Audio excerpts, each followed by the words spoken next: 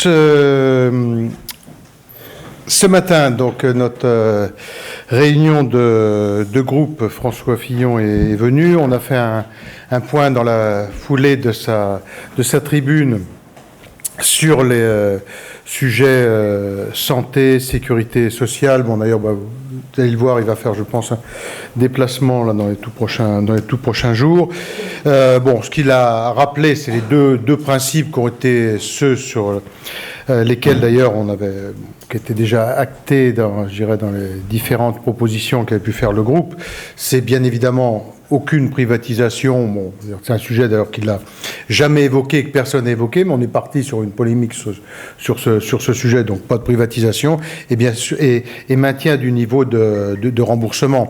Donc il va avoir l'occasion de décliner davantage, et sans doute encore au-delà de ce qu'il a fait dans la tribune dans les jours qui viennent. Nous, ce que l'on redit face à cela, c'est de rappeler la situation dans laquelle nous sommes aujourd'hui sur le sujet de santé, et notamment avec la ministre de la Santé qui était celle qui a ciblé les classes moyennes. Je pense à la fiscalisation des complémentaires, enfin de la part employeur des cotisations de complémentaires qui sont rentrées dans le revenu fiscalisable pour les salariés, ce qui s'est traduit par une baisse de pouvoir d'achat importante, puisque ça a généré du revenu fiscal et donc de l'impôt en plus. L'augmentation du ticket modérateur qui s'est traduit par également une augmentation de la part restant à charge pour nos concitoyens. Et puis, au-delà de ça, tous les autres sujets, celui de l'AME, vous vous souvenez que ce gouvernement, à peine mis en place, supprimait à la fois le panier de soins qu'on avait mis en place sur l'AME et également le droit de timbre. Ce qui a fait que l'AME, Claude Goisguen, vient de rendre à nouveau son rapport. Les chiffres continuent à exploser. Là, je ne reviens pas sur la suppression du jour de carence et bien sûr la généralisation du tiers payant. Donc tout cela nécessite une réforme en profondeur de notre système de santé, ce qui a été... et on est en fait dans le même procès d'intention qu'avait été celui au moment de la réforme des retraites en 2003. On nous avait expliqué à l'époque qu'on allait massacrer notre système de retraite. Souvenez-vous qu'on allait casser le système de retraite par répartition. Or, en fait, aujourd'hui, force est de constater qu'on a sauvé le système de retraite et qu'on ne l'a certainement pas cassé. Et on est en face des mêmes procès d'intention. Donc voilà, je voulais simplement le rappeler. Sinon, après-midi, on va avoir discours de politique générale ou ce à quoi ça peut ressembler du Premier ministre, qui restera quand même dans l'histoire comme le plus éphémère de la cinquième et celui qui aura sans doute conduit son camp à la débâcle. Mais bon, on évoquera tout cela après-midi. Donc j'interviendrai au nom du groupe dans la foulée de l'intervention. Alors, j'ai cru comprendre que le Premier ministre, à défaut d'avoir de la matière, voulait y mettre du temps, puisqu'il a demandé à avoir plus d'1 heure de temps de parole. Donc, c'est quand même assez invraisemblable. Oui, je sais pas, en conférence des présidents, nous a dit qu'il avait demandé à avoir 1 heure de temps de parole. Enfin bon, voilà. C'est comme la confiture, moins on en a, plus on l'étale. Hein. Là, t'as 50 minutes. Comment ? Oui, mais moi, je n'utilise pas 50 minutes. Je vais concentrer. Je vais concentrer. Je pense qu'objectivement, en 20 minutes, on peut dire les choses. Et pour un Premier ministre qui va rester, dans la meilleure hypothèse, 5 mois, on aurait pu nous éviter 1 heure de... Mais bon, on le connaît, il prend un plaisir infini à s'écouter parler. Donc tout ça est sans fin, quoi. Ça va être... Donc vote. Hein? À l'arrivée, vote. Oui, ça, le moins qu'on puisse dire, c'est que nous, on ne va pas voter. Hein. Je ne pense pas qu'il y avait un suspense énorme sur le sujet. Mais bon. Sur l'urgence, on le vote. On vote l'état d'urgence. On avait d'ailleurs, vous vous souvenez, proposé un amendement qui avait été repoussé, qui proposait d'enjamber la présidentielle et les élections législatives. Donc on votera. Et on reviendra sur nos propositions en matière de sécurité au moment du texte police qui va venir en janvier. Et ce qui fait que là, les amendements, on les a déposés en commission et on a convenu avec Guillaume Lavrivé et puis nos responsables de ces sujets sécurité de remettre tous les amendements en janvier au moment du texte police. Voilà ce que je pouvais vous dire. Quand vous parlez de réformer en profondeur le système de santé, en fait, c'est revenir à la situation antérieure. Ce sera au-delà, mais bon, c'est à François Fillon le soin de le développer. Oui, bien sûr, il y a ces sujets-là, le tiers payant, l'AME, etc. Mais au-delà de ça, il y a aussi l'idée de l'agence de surveillance à la fois sur les mutuelles et sur notre système de sécu. Il y a d'autres propositions qu'il a déjà énoncées sur lesquelles il va revenir demain. Mais est-ce qu'il y a eu des interventions de députés s'inquiétant justement de cette... Non, on a une... On sent bien quand même que c'est le premier problème qu'on rencontre. Oui, mais objectivement, vous allez... Oui, vous interrogerez les députés, vous n'avez pas besoin de moi pour le faire. Mais... Dans son programme, c'était quand même le transfert des petits risques à l'assurance. Oui, mais à aucun moment il parle de privatisation. C'est pour ça qu'il a rappelé les principes généraux, mais il va le décliner demain. Donc laissez-le demain le faire. Bon, il vous en dira plus que moi. Je ne sais pas. Mais bon. Mais pour vous, c'est important cette étape-là qui a été franchie entre hier et aujourd'hui? Non. C'était simplement de réaffirmer un certain nombre de sujets et de rappeler quand même dans quelle situation Mme Touraine laisse la santé aujourd'hui.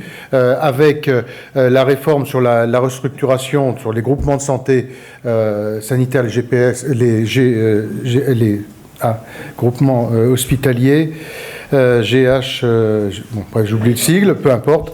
Les regroupements dans les fédérations, les groupements de territoire, hospitaliers de territoire, voilà, merci. Donc, on a ce sujet-là, on a celui du ticket modérateur que j'évoquais, on a bien sûr le tiers payant généralisé, et sur tous ces points, il faudra revenir, mais au-delà, et bon, encore une fois, Fillon va le faire demain, donc bon. Je ne vais pas le faire à sa place aujourd'hui, je le ferai moins bien. Non, mais le président du coup... Oui, non, mais bien sûr, non, mais voilà le débat, de quelle manière on l'a eu. Et il n'y a pas eu, il a plutôt été conforté, il y a une douzaine d'interventions en réunion de groupe qui ont toutes été des interventions d'approbation et de soutien. Et en disant on ne va pas prendre des leçons de morale de Mme Touraine sur les 5 années qui ont été les siennes à la tête du ministère de la Santé.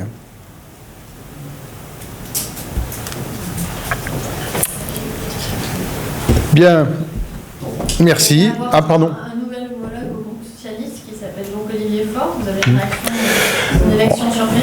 Ça aurait été plus drôle si ça avait été Edgar. On n'est pas cryogénisé.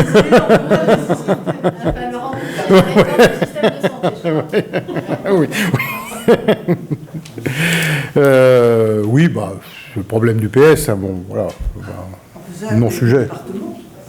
Oui, c'est pas sa pire tare d'être Seine-et-Marnais. Il y a du brouillard. Il y a une question. Pardon. Est-ce que vous direz que le recul de François Fillon sur la sécurité sociale s'est fait à la demande du groupe? Non, d'abord, je dirais qu'il n'y a absolument aucun recul. Sur rien, il a réaffirmé les positions qui étaient les siennes. Et ça. Non, moi je considère que non.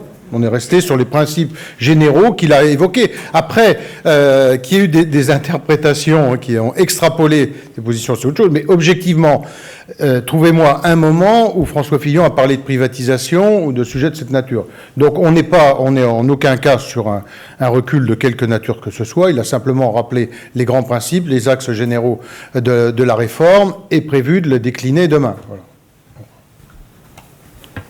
Et vous interrogerez mes collègues, mais vous verrez que tout ça s'est passé avec un soutien général. Parce qu'ils étaient soulagés, peut-être. Ceux qui ont compris que... Non, je pense. Non, on n'est pas obligé de faire du mauvais esprit. Non. C'est pas une obligation. C'est quand même Bernard Accoyer qui avait soulevé... Ah ben ça, faut interroger Bernard Accoyer, alors. Ah oui, mais là non. non, il n'est pas intervenu. Et sur Alep, est-ce que vous avez quelque chose à nous dire?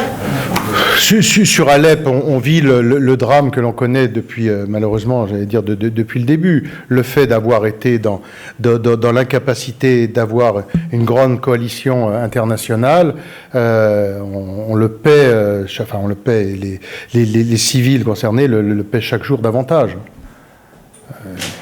Et aujourd'hui, c'est pas bon. Les propos de François Hollande, qui est bon, inexistant sur la scène internationale, démissionnaire. Bon, je veux dire, tout ça. Ce que l'on peut, la seule chose qu'il faut souhaiter, c'est qu'il y ait le plus rapidement possible, effectivement, une vraie coalition internationale et non pas deux, comme on l'a aujourd'hui, parce que sinon, on n'y arrivera pas. On arrivera dans les conditions qu'on connaît en ce moment. Et l'initiative de 3 parlementaires dans un de votre groupe? Oui, j'ai découvert, pour tout vous dire, j'ai découvert ça dans la presse. Bon, je ne suis pas persuadé que bon, voilà, tout cela soit d'une grande utilité. Mais bon. Et la candidature d'Alio Marie, l'ancienne patronne du RPR, qui joue contre son camp, vous verrez, écoutez. C'est d'abord une candidature. Non, mais candidature, c'est une affaire personnelle, donc bon, c'est un choix personnel qui est le sien. Nous sommes engagés dans la primaire, et à partir du moment où on est engagé dans la primaire, ça veut dire qu'il y a la place dans notre famille politique pour un seul candidat, celui qui est le gagnant de la primaire. Ensuite, si individuellement, bon, tel ou tel ne respecte pas les règles, moi, si vous voulez, j'ai pas de capacité de les empêcher. Mais je dis simplement que on a voté à l'unanimité ces règles de la primaire en bureau politique, et donc je considère que on doit s'y conformer. Mais après, bon. Après, il faut récupérer 500 signatures. Oui. Est-ce que vous avez donné consigne Oh, aucune consigne. Jamais.